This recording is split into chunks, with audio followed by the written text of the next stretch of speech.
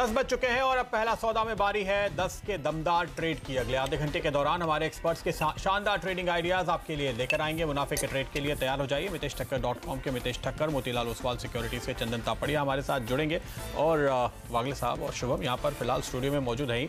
आगे हमारे साथ सुदर्शन सुखानी भी होंगे आपको कॉल देने के लिए। तो इस समय आप देखिए बाजार पहले घंटे हम कह सकते हैं पहले 45 मिनट के ट्रेड के बाद एक अच्छे खासे बुलिश मूड में इस समय चलता हुआ नजर आ रहा है। अब कहाँ पर फॉलो अप बाइंग देखने को मिल रही है, खुलने के बाद कहाँ पे अच्छी खरीदारी देखी जा रही है, ऐसे स्टॉक्स चुनने का समय है। पागले साहब, एक स्टॉक मेरी नज़र में आया है, आपने कॉल्स बताए, उसके पहले मैं जानना चाहूँगा वो है HSIL। जरा इस पर नज़र डालिए। रियल एस्टेट पे हम लगातार तेज़ी का कॉल दे रहे हैं और उसके साथ साथ हमने आपको ये भी कॉल दी कि ये एक सेगमेंट है जो साथ में चलेगा, तो उन सभी स्टॉक्स पर आपकी नज़र होनी चाहिए। इस समय दिन के हाइस पे क्या कॉल देते हैं? बाय करके चलना चाहिए प्रदीप।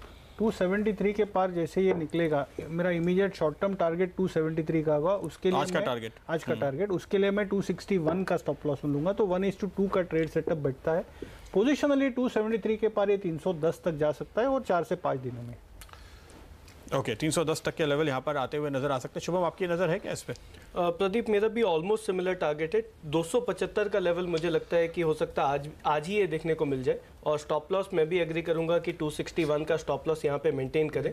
और जब भी 275 के पार निकलेगा तब यहाँ पे और एक्सटेंड हो सकता है मोमेंटम, और उस केस में पोजिशनल पर्सपेक्टिव से 300 तक के भी लेवल यहाँ पे आते हुए दिख सकते हैं। तो आज के लिए 275 और पोजिशनल 300 खरीदना चाहिए। प्रकाश, आप कुछ कह रहे हैं? नहीं, मैं ये कह रहा था आपने बहुत सही चीज़ चुनी कि रियल एस्टेट जो चलना शुरू हुआ है, जो स्टॉक्स में हरकत आई है, उससे एक सेकेंडरी जो बेनिफिट्स वाले जो प्लेयर्स हैं उसमें बहुत अभी बाकी है जगह। और अब एक सिंपल बिजनेस टाइल्स का देखिए, HSIL तो सैनिटरी बिजनेस में, बट जो टाइल्स का कजारिया ने पिछले रिजल्ट्स एक बार जब खराब आए थे 3 महीने पहले, वहाँ से करीब 60-70% बढ़त दी है। तो ये जो हमने इसको चुना था अपने पंडित, हाँ मुझे याद है, वही इसलिए मैं बोल रहा हूँ कि ये इसको थोड़ा सोचना चाहिए कि भाई DLF भागा तो DLF लेना, हम कुछ और लेके। और एक और चीज़ है, रियल एस्टेट प्रोजेक्ट जिस हिसाब से टेक ऑफ होना शुरू हुए हैं रेरा के इम्प्लीमेंटेशन और एक्सेप्टेंस के बाद, हाँ वो बिल्डिंगों पे क्रेन व्रेन दिखने लगी है। तो मैं ये बता रहा हूँ कि अब एक सेगमेंट हमेशा बहुत चलता है, मुझे बहुत अच्छा उम्दा लगता है, ये जनरेटर्स का। जहाँ रियल एस्टेट प्रोजेक्ट होता है वहाँ आपका एक कमिंस का जनरेटर खड़ा रहेगा, और जहाँ रियल एस्टेट डेवलपमेंट जब कंप्लीट होता है और इलेक्ट्रिक सप्लाई आनी शुरू होती है, तो कैपिटल गुड्स में हमने कमिंस को देखा था, जब अच्छे नंबर आए तो उसने कैसा आपको परफॉर्मेंस दिखाया है। और वो of course was led by exports, जो पेरेंट ने यहाँ से आउटसोर्स करना शुरू किया और उसे। बट अब डोमेस्टिकली अगर ये वापस इसका वो शुरू होता है, जो कैपिटल गुड्स में लग रहा है, एक जगह बनती हुई दिख रही है, तो आई थिंक ये चीज़ें फिर भूल जाते हैं हम लोग। और ये तो बीच में करीब 850 तक चले गया था, मुझे याद नहीं एग्जैक्ट लेवल्स, बट रिजल्ट्स के बाद ही 700 से सीधा उसने 884, हाँ 880, एंड ये जब नीचे आया तो 700 से नीचे भी एक झलक दिखाई, और वहाँ से अब थोड़ा सा शुरू हुआ है। तो if somebody has to buy value और अच्छी कंपनीज, पेडिग्रीड कंपनीज टाइप की लेनी है, तो इस टाइप की कंपनीज में अगेन इसको मैं थोड़ा रियल एस्टेट से भी लिंक कर रहा हूँ। वागले साहब, इसके चार्ट पे नजर है क्या आपकी? कमेंट्स पे जो प्रकाश इस समय आपको खरीदारी की सलाह दे रहे हैं। वैसे ये स्टॉक प्रदीप FNO में भी है और बिल्कुल हमने यहाँ पे इनफैक्ट शॉर्ट का कॉल दिया था, वो ऊपर जो हाइज बने थे उसके बाद, और क्या शानदार गिरावट आई थी, फिर नीचे से रिवर्सल आया है। मेरे लिए 730-760 ये स्टॉक की रेंज है। तो आप बड़ी मुंह की बात करेंगे तो 760 पार होते ही फिर मैं 810 की बात करूंगा, जो फिलहाल मुझे दिख नहीं रहा है। ओके, तो ट्रेडर्स के लिए इंतजार की सलाह है, मोमेंटम मत ढूंढिए, लेकिन एक अच्छा निवेश का मौका इस समय स्टॉक पे आपको दिखाई दे रहा है। बिल्कुल, मैं अपना स्टॉक ढूंढ रहा हूँ, आप कंटिन्यू करिए। ओके, बहुत अच्छी बात है। चलिए आप जल्दी से स्टॉक ढूंढ कर लाइए। थोड़ी देर बाद आपके लिए एक नया खिलाड़ी हमारे कप्तान लेकर आएंगे और उस पर आपकी नज़र होनी चाहिए। मितेश ठक्कर इस बीच हमारे साथ जुड़ चुके हैं। मितेश, स्वागत है आपका। बताइए क्या है इस समय आपकी कॉल, कहाँ देख रहे हैं आप expiry? Good morning Pradeep. Expiry तो गेस करना काफ़ी डिफिकल्ट होता है, परंतु जितना हम ओवरबॉट है, हमने बैंक निफ्टी पे आधी पोजीशंस, लॉन्ग पोजीशंस बुक कर ली है और स्टॉप लॉस को ट्रेल कर लिया है, जो कि होगा अब 28,880-85 के आसपास। सो आई थिंक यहाँ से करीबन 130 पॉइंट नीचे। तो आई थिंक क्लियरली एक वो सेंसिबल स्ट्रैटेजी होगी, क्योंकि अपसाइड्स मोमेंटम है, परंतु बहुत ज़्यादा ओवरबॉट है इंट्राडे आवरली चार्ट्स पे। ऐसे में थोड़ा सा ट्रिकी हो जाता है गेस करना। मुझे लगता है कि पॉजिटिव तो होनी चाहिए एक्सपायरी, परंतु 29,000 के ऊपर आएगी कि नहीं कहना मुश्किल है बैंक निफ्टी। और सिमिलरली निफ्टी के लिए 11,350 के ऊपर आएगी, ऐसा लग तो रहा है इनिशियली देख करके, बट शाम तक थोड़ी प्रॉफिट बुकिंग भी आ सकती है, क्योंकि हम लोग काफ़ी ओवरबॉट है। इस समय आप इंडेक्स पे कोई ट्रेड नहीं देख रहे हैं, स्टॉक्स पे कहाँ ट्रेड देख रहे हैं, और क्या वो भी आप शॉर्ट की तरफ हैं? आप कह रहे हैं बहुत स्ट्रेच लग रहा है मार्केट, तो या लॉन्ग का ट्रेड लेंगे? स्टॉक्स पे लॉन्ग का ट्रेड है, क्योंकि कुछ स्टॉक्स अभी भी अप ट्रेंड जस्ट चालू हुआ है। एक स्टॉक मुझे लगता है कि टोरेंट फार्मा है। आई थिंक कल हमने थोड़ी गिरावट और पुल बैक देखा था, आज वापस से एक अपवर्ड कंटिन्यूएशन पैटर्न बना है, तो यहाँ पर लॉन्ग करें 1820 के स्टॉक के साथ 1880 के टारगेट देखें। और टाटा ग्लोबल में आज प्राइस एंड वॉल्यूम एक्शन है, 207 206.50 का स्टॉप लॉस लेके लॉन्ग करें, 218 तक के टारगेट्स देखें। ओके, आपकी स्क्रीन पर लेकर आएंगे टाटा ग्लोबल 218 के टारगेट के साथ तेजी का कॉल इस समय आ रहा है इस शेयर पे। तो ये है कॉल्स इस समय जो मितेश ठक्कर आपको दे रहे हैं। मितेश, ओवरऑल अगर आप बाजार का मूड आज देखते हैं, आपने कहा ठीक है इंडेक्स आपको स्ट्रेच होता हुआ नजर आ रहा है, लेकिन जिन कुछ एक सेगमेंट्स पे बहुत ज़बरदस्त तेज़ी है, फाइनेंशियल्स, बैंक्स, NBFCs, क्या इनके बीच से आप कोई स्टॉक ढूंढ रहे हैं जो आपने रिकमेंड किया हो या इस समय आप करना चाहेंगे? मुझे जैसे मैंने बताया कि बैंक निफ्टी में जरूर प्रॉफिट बुक करें, परंतु दो बैंकिंग स्टॉक्स मुझे काफ़ी पसंद हैं, और एक है उसमें से या आप NBFC बोल लीजिए या हाउसिंग फाइनेंस कंपनी बोल लीजिए, एक है उसमें से HDFC लिमिटेड, जहाँ पर कि I think clear cut upward condition बना हुआ है। और मैं जो टारगेट्स देख रहा हूँ, पहला टारगेट होगा करीबन 2000 का, और 2000 के ऊपर अगर ये ब्रेकआउट देता है 2000-2010 जो कि इसके रिसेंट हाइस है, तो आई थिंक ऑल टाइम हाइस 2050 के लेवल को भी छू सकता है। पैटर्न पॉजिटिव है, तो मुझे लगता है कि ये जरूर फॉलो थ्रू करेगा।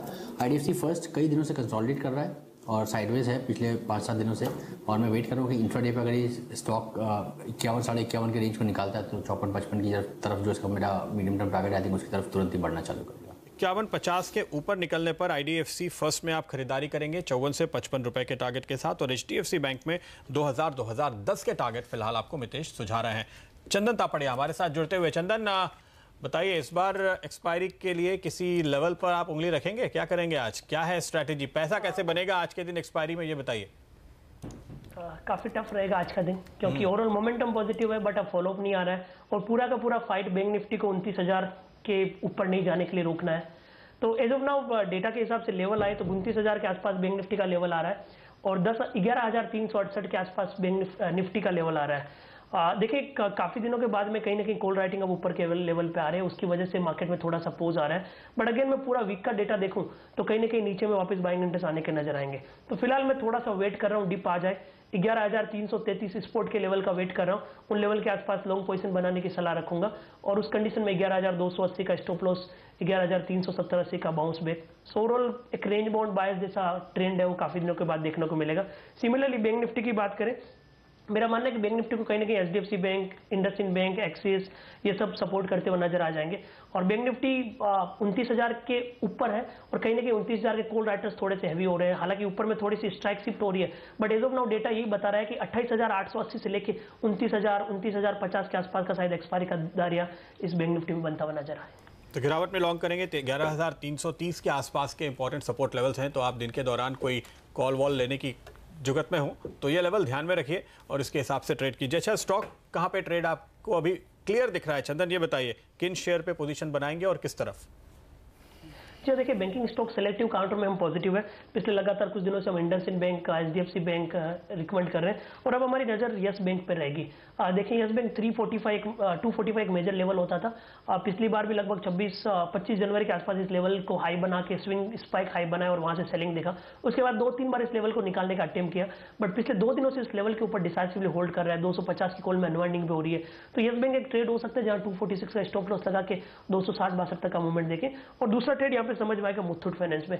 स्टॉक्स में ओवरऑल पॉजिटिव ट्रेंड है, overall high top high bottom formation चल रहा है, stock life time high territory पे। दूसरे जो इन सेम पीयर स्टॉक्स है उनमें भी मोमेंटम है, तो मुथूट फाइनेंस को खरीदने की सलाह रहेगी। 594 का स्टॉप लॉस, 618-620 के टारगेट। मुथूट फाइनेंस ये स्टॉक है जो आपको 620 तक के लेवल के साथ ध्यान में रखना चाहिए। तेजी का कॉल आ रहा है और यस बैंक पर तेजी 260-262 के लेवल के साथ। तो फाइनेंशियल्स, बैंक्स, NBFCs यही वो पॉकेट है जहां पर आप सबसे ज्यादा मूवमेंट देख रहे हैं और वही इस समय चुना है चंदन ने। चलिए सुदर्शन जी के पास चलते हैं। सुदर्शन सुखानी जी हमारे साथ जुड़ चुके हैं। सर आपके कॉल्स बताइए और मार्केट पर व्यू दीजिए सर। जी नमस्कार। नमस्कार। देखिए व्यू ये है कि बाजार अच्छी तेजी कर चुका है और अब यहाँ पर ये रुकना चाहिए। अगर न भी रुकेगा तो इन स्तरों पर अभी खरीदने का मन नहीं है। अब निफ्टी में कोई हल्का डिप आएगा 11,300-320 के आसपास, तभी खरीदना बनता है, और टाइट 40 पॉइंट का स्टॉप लगाकर इन स्तरों पर मैं निफ्टी और निफ्टी बैंक दोनों में खरीदार नहीं हूँ। हम निचले स्तरों पर खरीद चुके हैं और अब उसका मुनाफा लेके हट जाएंगे। शेयरों में रुख मिक्स्ड है। रिलायंस कैपिटल वापस थोड़ी सी तेजी के बाद मंदी दिखा रहा है। रिलायंस कैपिटल में बिकवाली बनती है तो इसको बेचिए। 179 का स्टॉप, 189 का स्टॉप और 180 का नीचे का टारगेट लेके चलिए। दूसरी तरफ बहुत सारे शेयर ऐसे हैं फाइनेंस के ही, NBFCs में, जो कि अच्छी तेजी दिखा रहे हैं। सो NBFCs का रुख अब मिक्स्ड हो गया है। मुथूट फाइनेंस में अच्छा मोमेंटम है, वो खरीदने के लिए उपयुक्त है, तो वो आप खरीदिए। 596 का एक स्टॉप लगा लीजिए, 596 का और 618 का टारगेट लेके चलिए। ऑलराइट, तो ये है वो स्टॉक्स जहां पर नज़र है। सुदर्शन जी की बहुत बहुत शुक्रिया सर, समय निकालने के लिए, इस चर्चा में शामिल होने के लिए। और रिलायंस कैपिटल आज पहला ट्रेड शुभम आपने सुझाया था और आपने कहा था कि पुट ले लीजिए, टारगेट अचीव की मोहर लगाइए। डायरेक्टर साहब, टारगेट अचीव हुआ है। कौन सा पुट बताया था, क्या भाव बताया था, आप जल्दी से एक बार याद दिलाइए ताकि हमारे डायरेक्टर साहब वो फायर करें। 180 का पुट 8 रुपये पे रिकमेंड किया था 12 रुपये के टारगेट के लिए, तो 50% का रिटर्न 1 घंटे से कम में बन चुका है। कैसे कर लेते हैं गजब, मतलब बढ़िया प्रदर्शन। देखिए अच्छा, और ये ADAG पैक सारे के सारे देखिए कमज़ोर हैं और ये गिरता ही जा रहा है, फिसलता ही जा रहा है। अगले साहब आप भी कह रहे थे गिरेगा, अब देखिए अब सुदर्शन जी भी कह रहे हैं यहाँ से भी और गिर सकता है। तो एक काम किया जाए, एक नया टारगेट अगले साहब आप भी दीजिए इसके लिए, और अगर होल्ड करें ना इसको। अगर मैं सही हूँ, शुभम ने जब बात की थी 184 के लेवल्स थे रिलायंस कैपिटल, जब आपने मुझे पूछा था तो बात करते करते 182 हो गया था। अभी 176 है, मैं 168 के टारगेट देता हूँ, इसके लिए कंटिन्यू करें। और अभी आप स्टॉप लॉस रखें 180 150 का। शुभम जी, मैं एक पुट का स्ट्राइक शिफ्ट करूंगा। ओके। तो कंसेप्ट समझाने देंगे तो कंसेप्ट भी समझाता हूं। समझाने दे, आप ही का बताइए जल्दी से। हम तो कहते हैं ज्ञान जितना मिले उतना अच्छा। ये जो ट्रेड होता है ऑप्शन ग्रीक्स में गामा का ट्रेड इसको बोलते हैं, कि जो ट्रैप क्रिएट हो रहा है बिकॉज ऑफ गामा है, मतलब जो मोमेंटम है अंडरलाइंग में उसके चलते ट्रैप क्रिएट हो रहा है, तो मोमेंटम वाला ऑप्शन खरीदना चाहिए। तो इसीलिए ये जो 180 का पुट है जो अब 13 रुपये 80 पैसे पे आ गया, उसको बुक कर ले और 170 पे शिफ्ट कर ले।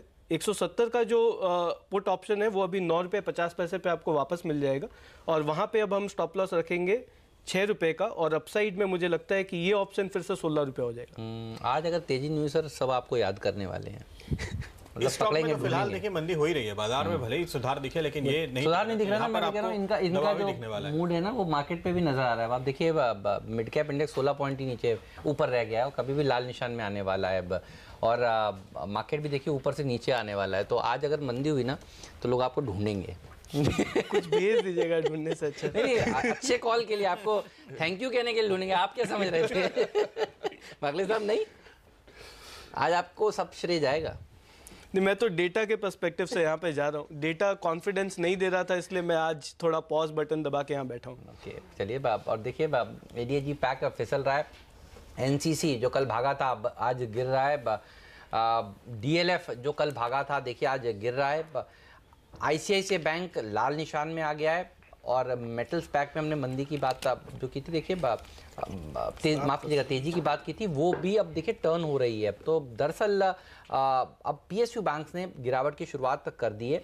PNB, bank of India, union bank, ये सारे PSU बैंक्स हैं जो दरअसल कमजोरी के साथ इस समय ट्रेड कर रहे हैं। तो खास तौर पे अगर आप इंडेक्स के नज़र से देखें तो 2 स्टॉक हैं, वेदांता और JSW स्टील, और हिंडाल्को तीसरा भी शामिल कर सकते हैं, जिनमें 10 बजे के बाद पिछले करीब 10 मिनट के अंदर हमने तेजी से गिरावट आते हुए देखी है। यहाँ पर क्या पोजीशंस देख रहे हैं शुभम? आपको कोई कॉल इसमें नजर आती है? ये 3 हैवी वेट्स हैं और ये तीनों कमजोर हुए हैं पिछले 10 मिनट में। प्रदीप, यहाँ पे मुझे लगता है कि हिंडाल्को में जिस तरह से अभी थोड़े दिन पहले एक रैली देखने को मिला था, तो उसके सामने एक यहाँ पे मुझे लगता है कि प्रॉफिट बुक होता हुआ दिख रहा है। तो मैं कोई ट्रेड नहीं बनाऊंगा, बट मुझे लगता है कि इंट्राडे पर्सपेक्टिव से 198 तक के लेवल आएंगे, तो और 4 रुपये का डाउन साइड है, बट यहाँ पे मैं शॉर्ट ट्रेड यहाँ पे अवॉइड करूंगा। ऑलराइट, और मिड कैप देखिए अब लाल निशान में आने ही वाला है। तो घंटे भर पूरा आप घड़ी देखकर देखिए बाजार तेज रहा और एक बार प्रॉफिट बुक होता हुआ नजर आ रहा है 100 पॉइंट ऊपर, लेकिन अभी भी बैंक निफ्टी बना हुआ है। आर कैप का साथ देने के लिए आर पावर और तेजी से नीचे, अब आर कैप हो गया 7.5% नीचे। आर इंफ्रा में भी कुछ नजर आ रहा है क्या भाई? मतलब सेम ग्रुप की कंपनियां गिरेंगी? बिल्कुल, ये सेकंड चॉइस यही था जब मैंने कॉल दिया था तभी। तो फ्यूचर्स में यहाँ पे मैं ट्रेड लूंगा। मुझे लगता है 126.50 जो लेवल चल रहा है अभी का भी यहाँ पे शॉर्ट करें। 128.50 का यहाँ पे स्टॉप लॉस मेंटेन करें और मुझे लगता है कि इंट्राडे पर्सपेक्टिव से 120 तो आ ही जाना चाहिए और उसके नीचे भी फसल जाए तो ज़्यादा बड़ा सरप्राइज नहीं होगा। तो 120 तक का टारगेट इंट्राडे और पोजिशनल 115 का टारगेट यहाँ पे आर इंफ्रा में शॉर्ट करना चाहिए। रिलायंस इंफ्रा का स्टॉक जरा स्क्रीन पे रखिए डायरेक्टर साहब, उसकी बात हो रही है। जो लेवल्स थे वो रिलायंस इंफ्रा के थे, कैपिटल के नहीं। वागले साहब कुछ तेजी के कॉल तो दीजिए। एक मैं बताऊँ, एक जरा गॉडफ्रे फिलिप्स देखिए, क्या लग रहा है आपको उसमें? थोड़ा सा बोल्ड होगा, मैं वहाँ पे तेजी आ रही है नहीं, और स्क्रीन पे अभी लाल दिखने लगा exactly. है, तो वी मस्ट देखो मंदी होगी, ये एंड ऑफ द डे पता चलेगा। अभी भी मैं दिल से बुली हूँ, हाँ सही है, लेकिन जो लाल दिखता है इसको इग्नोर नहीं कर सकते। तो स्टॉक पे मेरी नजर शुभम ने सही लेवल पे ये आइडेंटिफाई किया है, उसका वो क्रेडिट उसको जाना चाहिए। देखिए 35% वॉल्यूम इस काउंटर पे कैश में देखने को मिल रहा है आज बाजार खुलने के बाद, अब तक पहले 1 घंटे में, और खुलने के बाद से यहाँ पर तेजी आई है। तो जो स्टॉक्स तेजी दिखा रहे हैं उन पर मेरी नजर है। कैश काउंटर्स में देखिएगा, फ्यूचर लाइफस्टाइल एक स्टॉक है जो पहले घंटे में भी चल रहा था और अब 2.5% का मूव पिछले 10 से 15 मिनट के अंदर स्टॉक पे और आता हुआ नजर आया है। हाईली वोलेटाइल है ये स्टॉक, लेकिन जबरदस्त फॉलोअप दिख रहा है इस पे। क्या देखते हैं आप अगले सर? थोड़ा सा वेट करते हैं। ये फ्यूचर लाइफस्टाइल पॉजिटिव है, 490-92 तक के टारगेट्स आने चाहिए, बट माहौल थोड़ा सा मतलब क्लैरिटी ऑफ थॉट नहीं हो तो थोड़ा सही है। तो एक काम करते हैं, एक बार वो पोल वापस से रिविजिट करते हैं और हमारे जो नए मेहमान हैं मितेश जी, चंदन जी, उनसे पूछते हैं कि उनको क्या नज़र आ रहा है। ये बताइए अब इस समय आपको क्या लग रहा है, बैंक निफ्टी की वीकली एक्सपायरी कहाँ होगी, निफ्टी की वीकली एक्सपायरी कहाँ होगी? चंदन जी बताइए। जी हाँ, निफ्टी की बात करें तो लगभग 11,368 के आसपास होना चाहिए, और बैंक निफ्टी का जो मेरा लेवल है लगभग 29,000 के आसपास है। पहली बार ऊपर में कॉल राइटिंग हैवी हुई है, इसलिए मोमेंटम में यहाँ पे रुकना चाहिए, बट कहीं ना कहीं ओवरऑल डेटा सेटअप पॉजिटिव है, तो नीचे के लेवल से वापस शायद थोड़ा सा सपोर्ट बनता हुआ नजर आएगा। राइट। और मितेश जी आपको क्या लग रहा है? Hemant, typically I am not good at taking expiry calls, but अच्छा अगर गैसी तो 11,300-350 की रेंज में होना चाहिए, उतना समझ पड़ रहा है निफ्टी में। चलिए अब ये बात आप एक्सपायरी की हुई, और निफ्टी भी अब किसी भी वक्त लाल निशान में आने वाला है। नीरज हमारे साथ जुड़ चुके हैं जो बताएंगे आपको कि उनका नया खिलाड़ी कौन सा है। नीरज बताइए, कहाँ नज़र है आपकी? हेमंत, मेरी नज़र आज टेक्सटाइल सेक्टर पे है, और वहाँ पे कई सारे स्टॉक्स में आप देखेंगे अच्छा मूवमेंट दिख रहा है, तो वहीं पे मैं कर रहा था तो एक स्टॉक मेरी नज़र में पड़ा है, उसका नाम है SP अपैरल्स। और नज़र पे इसलिए पड़ा कि इस सेक्टर की पूरी स्टोरी चेंज होती हुई दिख रही है जब से कैबिनेट ने एक फैसला लिया। कैबिनेट ने एक फैसला क्या लिया था, जितनी भी स्टेट लेवीज हैं उसको सब उन्होंने सब्सिडाइज किया, ख़त्म कर दिया। तो इसलिए SP अपैरल टॉप पिक के तौर पे मेरे दिमाग में निकल के आया, और उसकी साफ वजह है, सरकार ने बेसिकली फैसला ये लिया है कि स्टेट्स गवर्नमेंट बहुत सारे लेवीज लगाते हैं मेडअप्स पे और गारमेंट एक्सपोर्टर्स पे, और उनकी वजह से उनकी जो मार्जिन है वो कम हो जाती है और उनको वर्ल्ड मार्केट पे वो कम्पिटिटिव नहीं रह जाते। तो उसको केंद्र सरकार ने हटाया। तो उसका एक्चुअल में मोमेंटम क्या हुआ, अगर गारमेंट सेक्टर में आप देखेंगे तो जो पहले 1.7% था उसको रिबेट करने के लिए 5.2% कर दिया, यानी करीब 3-3.5% की उनको इसमें बेनिफिट दिया उन्होंने। तो उससे क्या हुआ कि जब आप वर्ल्ड मार्केट में जाते हैं तो आप कम्पिटिटिव बन जाते हैं बांग्लादेश के मुकाबले, श्रीलंका के मुकाबले और दूसरी कंट्रीज़ के मुकाबले। तो इससे इनको काफ़ी फ़ायदा होता हुआ दिखेगा। सरकार का ये मानना था कि अगर बहुत सारी लेवीज अलग अलग स्टेट्स में अभी भी लग रही हैं एक्सपोर्टर्स पे, तो उससे इनको नुकसान है। तो इसीलिए हमें लगता है कि SP अपैरल जैसे जो बड़ी कंपनियाँ हैं जहाँ पर अच्छा ट्रैक्शन देखने को मिला, तिमाही नतीजे भी बेहतर दिख रहे हैं, तो वहाँ पे आप खरीदारी करके चल सकते हैं। और ये टेक्सटाइल सेक्टर के लिए 2020 तक की पूरी योजना है जहाँ पे वो खत्म नहीं होगा, तो ये स्टॉक पे नज़र रखी जा सकती है। बढ़िया प्रदर्शन दिखा रहा है। देखिए करीब 2% ऊपर। एक्चुअली मिड कैप का मूड थोड़ा माहौल ढीला हुआ है, तो प्रदीप मैं तो आज भी नहीं दे रहा, तो मैं इंतज़ार करूँगा ये माहौल थोड़ा सुधरेगा तो फिर हम कल का खिलाड़ी आज में मैं सोचूंगा देने के लिए। लेकिन SP अपैरल साहब कैसा लगता है? वागले साहब देखा है आपने, ट्रैक किया है, चार्ट्स हैं आपके पास? कैश वाला स्टॉक है ना? Yes sir. मेरे को एक आधा मिनट दीजिए। ओके, आधा मिनट लगेगा आपको? नहीं मतलब ये पहले तो ये BSE में है सिर्फ। नीरज से पूछ, नीरज खाली BSE का स्टॉक है, NSE में भी है? BSE में है। हाँ तो मैं दे नहीं पाऊंगा, आप लोग ढूंढ नहीं पा रहे हैं। अगले साहब मितेश आप देख पा रहे हैं क्या इसके चार्ट? आई थिंक मेरे पास भी NSE के ही पैकेजेस सॉफ्टवेयर है, तो नहीं NSE पे भी है पर शायद उसका आपको कोड नहीं मिल रहा है। शायद कोड नहीं मिल रहा है जी। चंदन जी मैं तो पूरी तरह से एक्सपायरी में लगा हूं, फिर भी SPAL ऐसा कुछ है? S.P. आपने ढूंढ लिया? मिला एस। शुभम ने देख लिया, शुभम बताइए। शुभम आप बताइए फिर, fastest finger first. Setup positive है यहाँ पे प्रदीप, और 2-3 दिनों से एक अच्छा सपोर्ट यहाँ पे बना हुआ है 303 के आसपास। तो मुझे लगता है कि वो एक स्टॉप लॉस लेकर के यहाँ पे लॉन्ग करना चाहिए, और 340 तक का टारगेट यहाँ पे मैं एसपी अपैरल्स में एक्सपेक्ट करूँगा। तो शॉर्ट टर्म पर्सपेक्टिव से मुझे लगता है यहाँ पे मूव अच्छा बन सकता है, तो एक लॉन्ग साइड पे ट्रेड 340 के टारगेट के लिए लेना चाहिए। ऑलराइट, आप ये राय एसपी अपैरल्स पर। शुक्रिया आप नीरज आपका इस चर्चा में शामिल होने के लिए। इंडसइंड भाग रहा है, साथ दे रहा है भारत फाइनेंशियल इंक्लूजन, बिल्कुल कल की तरह। अब ये दोनों चलते हैं, दोनों गिरते हैं, कई दिन तक गिरे और अब इनमें एक अच्छी तेजी देखने को मिल रही है। चंदन, भारत फाइनेंशियल्स भी लॉन्ग करेंगे क्या इंडसइंड बैंक की तेजी के बाद? इस पर क्या राय है आपकी? जी हाँ, देखिए इंडसइंड बैंक लगातार हम 3 दिन से यहाँ पे पॉजिटिव मोमेंटम है। कल हमारा प्रेफर्ड टॉप पिक था, आज पे हम लगभग 3 दिन से इसको रिकमेंड कर रहे हैं, और मेरा मानना है कि एक बार 1700 तक के लेवल यहाँ पे एक्सटेंड होने चाहिए, क्योंकि ये बीटन डाउन काउंटर था। काफ़ी दिनों, काफ़ी सप्ताह के कंसोलिडेशन के बाद मूवमेंट हुआ, वॉल्यूम भी काफ़ी एनकरेजिंग है। तो मेरे हिसाब से इसमें मोमेंटम बरकरार रहेगा। किसी के पास पोजीशन है तो लगभग 1635, 1630 के आसपास का स्टॉप लॉस लगा के ट्रेल करें। ऊपर में 1700, 1705 तक के लेवल है, वो देखना चाहिए। 1700, 1705 इस टारगेट के साथ आपको तेजी का कॉल भारत फाइनेंशियल से। मितेश, आप भी सहमत हैं? आपके टारगेट क्या होंगे? जी हाँ, डेफिनेटली आई थिंक दोनों ही स्टॉक मुझे पसंद, इनफैक्ट दोनों स्टॉक साथ में चलते हैं बिकॉज क्लियरली उनका एक रेशियो डिफाइंड है।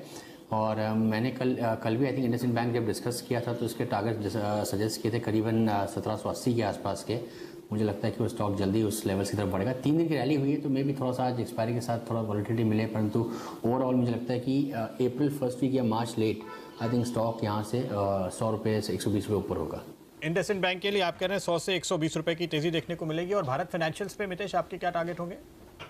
जी, आई थिंक यहाँ पर अगर हम टारगेट्स की बात करें तो वही सिमिलर काइंड ऑफ टारगेट्स होंगे। भारत फाइनेंशियल के लिए जो मैं लेवल्स देख रहा हूँ करीबन 1045 के करीब है इस समय। नहीं, चार्ट में देख रहा हूँ 1110 का, 1110 1115 के इसके अगर आप देखें तो हिस्टोरिकल पिवट सितंबर 2018 उसके पहले अप्रैल 2018 में बनाए थे, दोनों जगह बड़ा सपोर्ट था, वो लेवल्स टूटे तो वापस मुझे लगता है कि 1110-15 के लेवल्स को एटलीस्ट छुएगा। ओके, एक स्टॉक और मेरी नज़र में आया है चंदन, उस पर नज़र डालिए, अंबुजा सीमेंट, जहाँ पर सबसे ज़्यादा गिरावट खुलने के बाद अब तक देखने को मिली है। शुभम काफ़ी मंदी के ट्रेड ढूंढ रहे थे, क्या ये भी एक मंदी का ट्रेड आपके लिए बनता है? जी हाँ, यहाँ पे ट्रेंड रिवर्सल देखने को मिला है, और in fact similar kind of behaviour हर बार इस काउंटर में वीकली ट्रेंड्स में देखने को मिला है।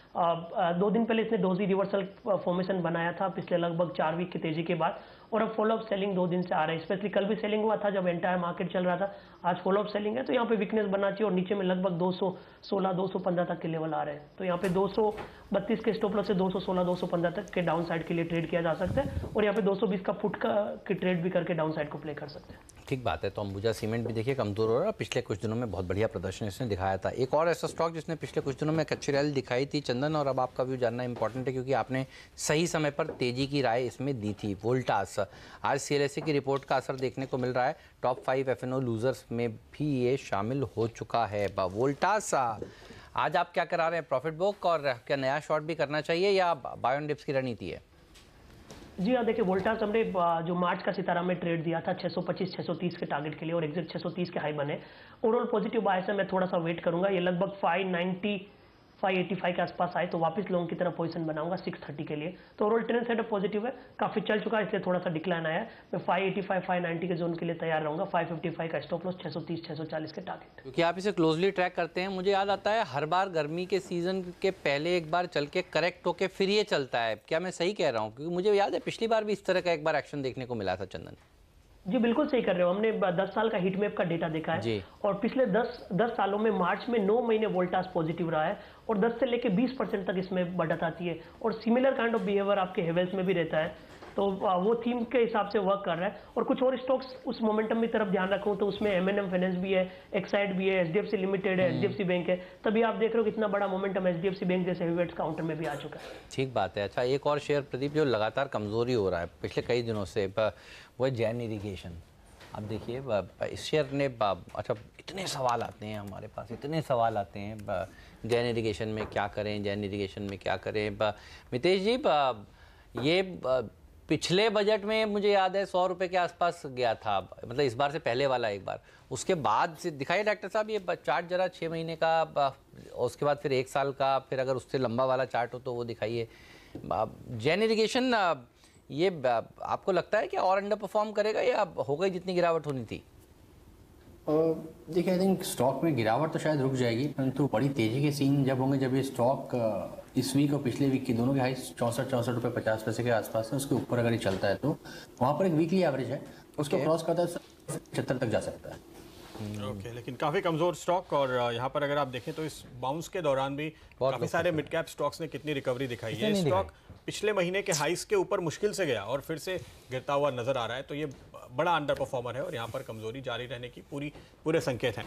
चलिए, हमारा वक्त पूरा हो रहा है तो इजाज़त लेंगे यहाँ पर फिलहाल अपने एक्सपर्ट से, लेकिन वीरेंद्र और अनुज हमारे साथ जुड़ रहे हैं इस कार्यक्रम को आगे बढ़ाने के लिए। बिल्कुल आपके सामने बहुत शानदार ट्रेडिंग आइडियाज एक के बाद एक लगातार आएंगे CNBC आवाज पर, तो आप कहीं जाएगा नहीं। छोटा सा ब्रेक और लौटेंगे तुरंत। एक्सपायरी का दिन है तो आज वीरू और अनुज की क्या राय है सुनिएगा एक ब्रेक के तुरंत बाद।